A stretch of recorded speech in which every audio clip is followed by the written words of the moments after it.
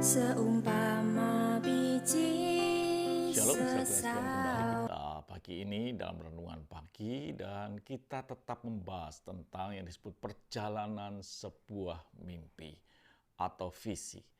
Dan kita tahu bahwa visi atau mimpi itu tidak pernah bertumbuh di dalam zona nyaman. Dan kemarin kita belajar bahwa ada bagian yang perlu kita tanggalkan supaya visi mimpi itu menjadi nyata, yaitu kerendahan hati kita, egois kita, kedagingan kita perlu kita tanggalkan. Dan pagi ini kita lanjutkan supaya perjalanan mimpi kita ini menjadi kenyataan. Dikatakan ada proses yang sedang terjadi, ya kan?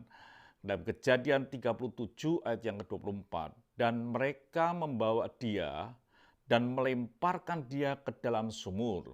Sumur itu kosong, tidak berair. Bagian proses yang berikutnya adalah di mana Yusuf itu dilemparkan ke dalam sumur. Otomatis bukan dengan jubah yang maha indah, dia dilemparkan masuk ke dalam sumur. Jadi saudara kasih Tuhan, itu gambar yang disebut dengan kematian. Bahwa kita menyalibkan diri sampai kita betul-betul mati.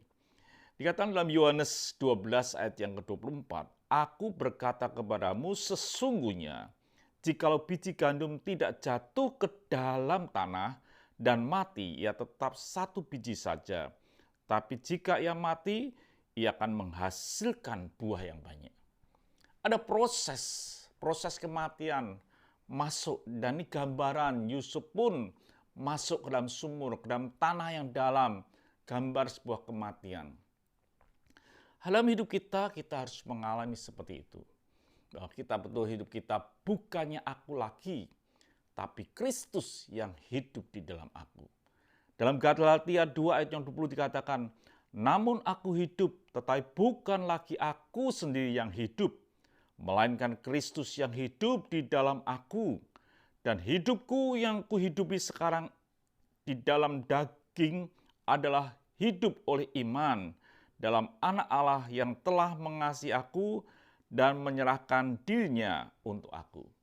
Keputusan daripada Paulus berkata bahwa hidupnya bukan dirinya lagi.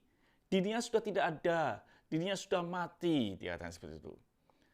Hidup yang dia hidup adalah Kristus.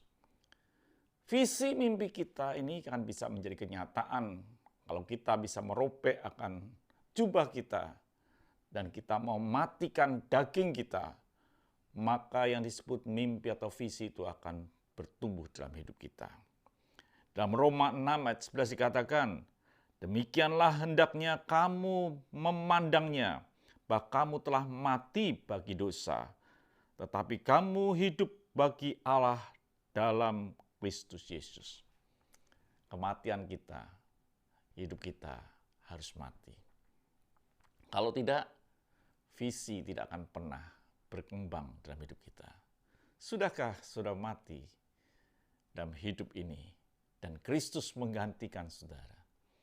Tidak ada lagi keinginan-keinginan daging karena daging kita sudah mati karena dosa. Itu saudara kasih Tuhan. Biarlah proses ini terjadi dalam hidup saudara. Saudara akan bisa berkata, tampar pipi kiri, berikan pipi kanan ketika daging itu mati.